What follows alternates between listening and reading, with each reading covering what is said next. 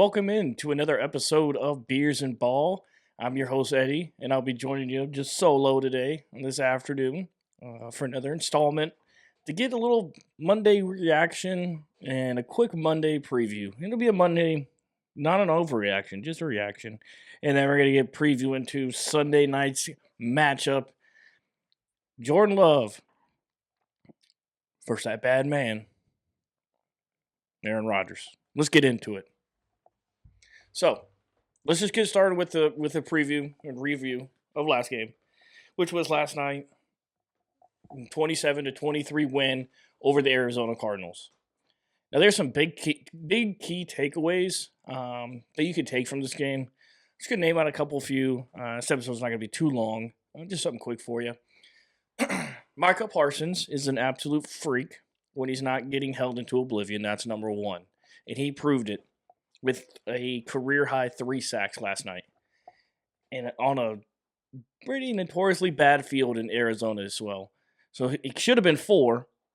Should have been 4. Because I've never seen the hip toss, drag down, bar fight, whatever they call it, penalty, hip drop tackle. I've never seen that actually called before. And I think the almost 3 years that it's been around. So I just don't know. Hey, but we almost forgot, but we don't forget. Beer break. Cheers. So Micah Parsons, absolute freak. That's first takeaway. That's, you see why you bring him in is for games like this. When you score with under 2 minutes left and you got to go get a stop. You got to go get a sack. And that's exactly why you pay him to come in there.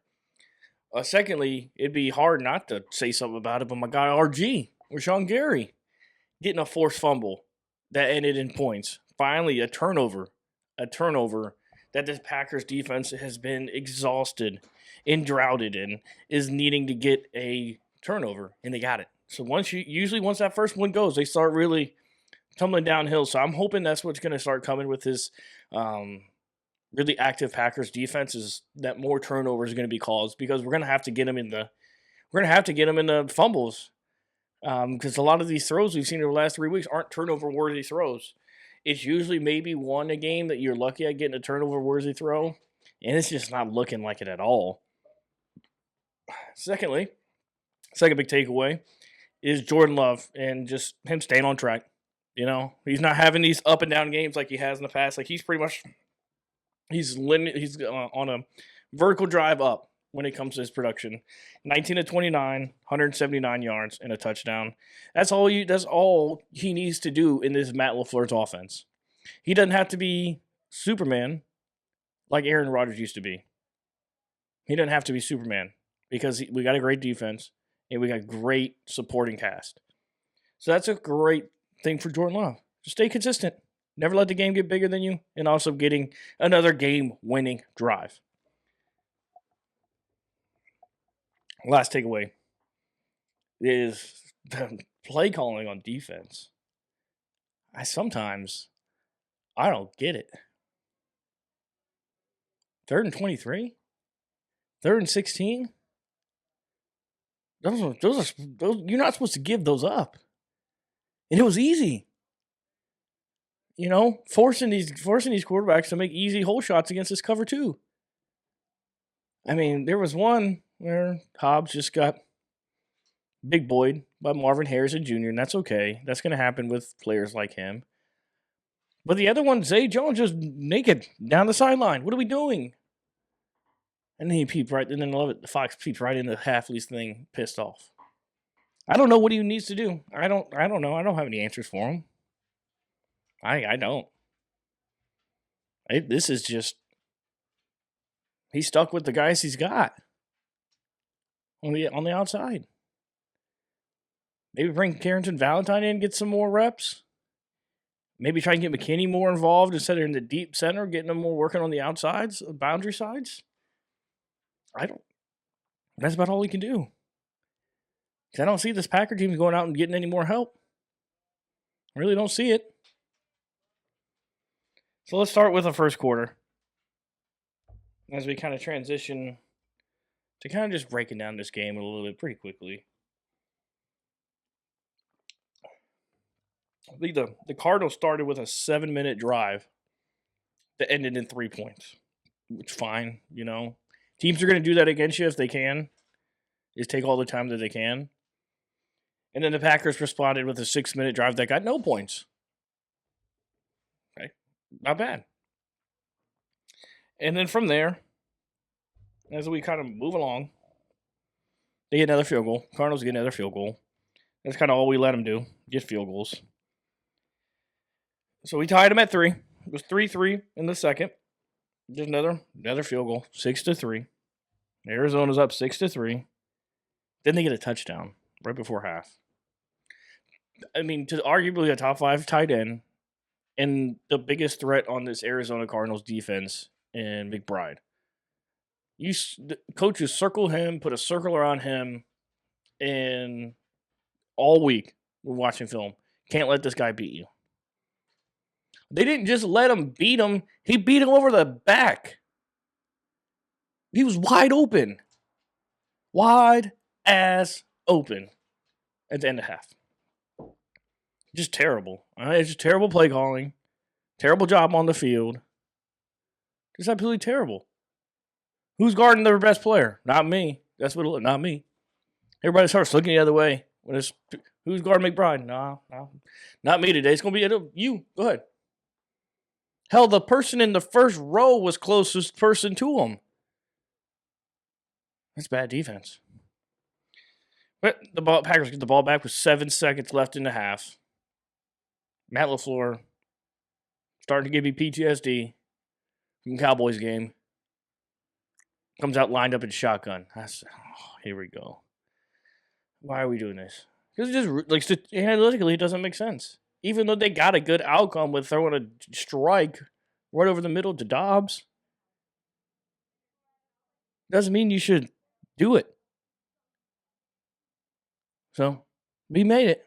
It worked out for him this time because new kicker, 61-yarder, Haversack, franchise record.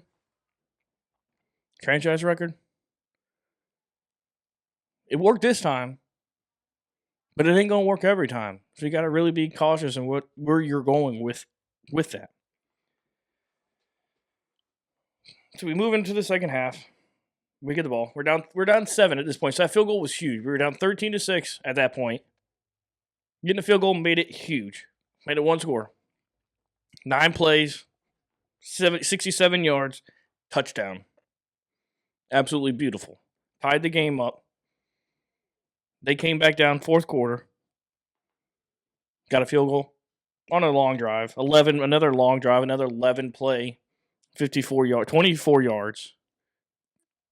Almost 6-minute drive. All I got was 3 though. Then we punted because we had to run 3 plays that Matt LaFleur had no business calling. So 3 plays, punted away. Now's where it gets interesting. Now's where the game gets fun. 4th and 1, 40-yard line, 45-yard line, maybe 50-yard line, roughly around there. Oh, no, Jacoby Brissett.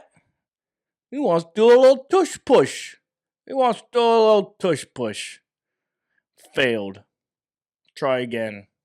Packers stopped them. Adrenaline's going. We got a big stop. A turnover and down in my book's a turnover. That's 2 turnovers for the game. Adrenaline's rolling. Rolling.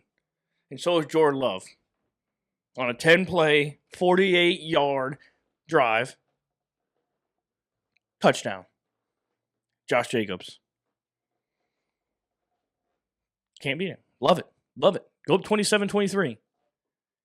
Going up 27-23. Now, it being 27 is also because of the 4-point. They can't go down. They have to score a touchdown. This is where our good buddy, our newest good buddy, Micah comes in like a bat out of hell, going around the edge. Sack Jacoby Brissett on 2nd down. 3rd down, dump ball. 4th down, throw it into nobody. Game over. Packers win 27-23. It's great. I loved it. I was stressed out. Oh, yeah, I was stressed out, yelling at the TV as if they could hear me. We knew this team was going to be tough. This Cardinals team now have lost 5 games, for a total of 13 points. Yeah, Jacoby Brissett runs this offense better than Kyler Murray does. I was hoping we got to play Kyler Murray. Because he's throwing to the ground. At least Jacoby Brissett was up throwing the ball around. I mean, he had a fantastic game. Jacoby Brissett. Now, he got messed up a couple times. But he was 25 of 36, 279 yards. That's good quarterback play, too. I don't know how many times Kyler Murray is going to put those numbers up. We'll see what happens, We'll see what happens. The last thing we go into before we finish off today's episode, final beer break.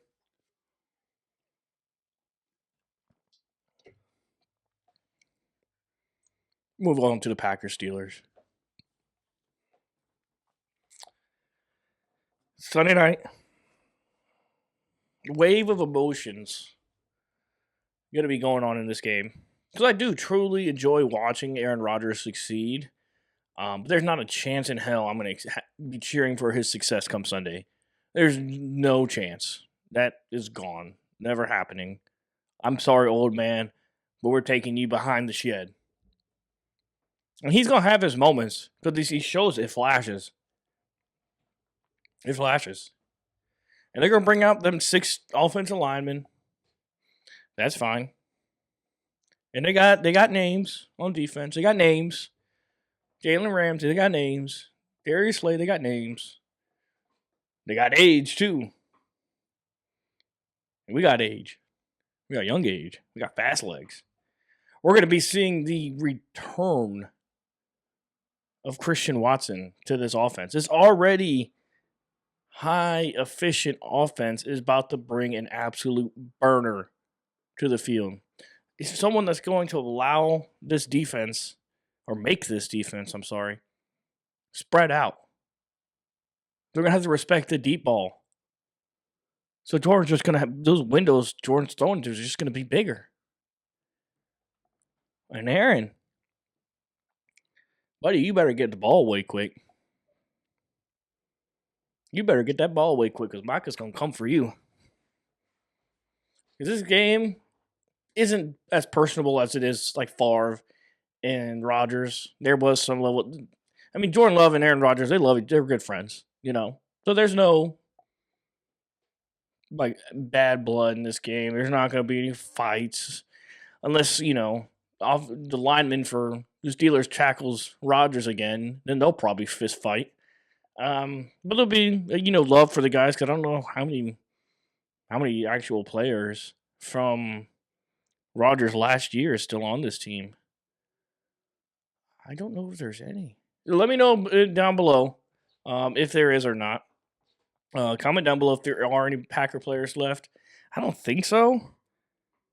But we'll see. Maybe 1 or 2. Maybe Elton Jenkins. Elton Jenkins, I think, is it. Maybe Rashid's first year. I think so. Maybe Rashid and Elton. Gary. Carrington Valentine. But no guys that were there during his whole time. It was probably his last year or 2. Anyways, like I'm saying, there's not going to be a lot of bad blood. It's going to kind of be appreciation game probably more than anything else.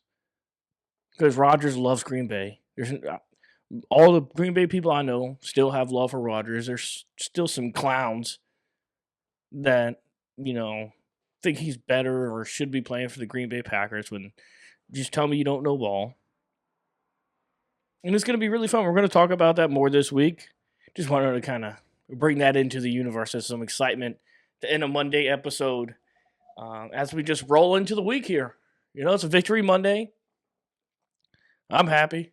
I hope you're happy. And remember to comment down below your team and what you want to talk about. I want to get you on the pod, get you on the show. All right? I want to hear from anybody, any team. We'll talk about it, okay? All right. Well, you guys have a wonderful Monday. Make sure you like, comment, and subscribe. And I'll see you tomorrow. Peace.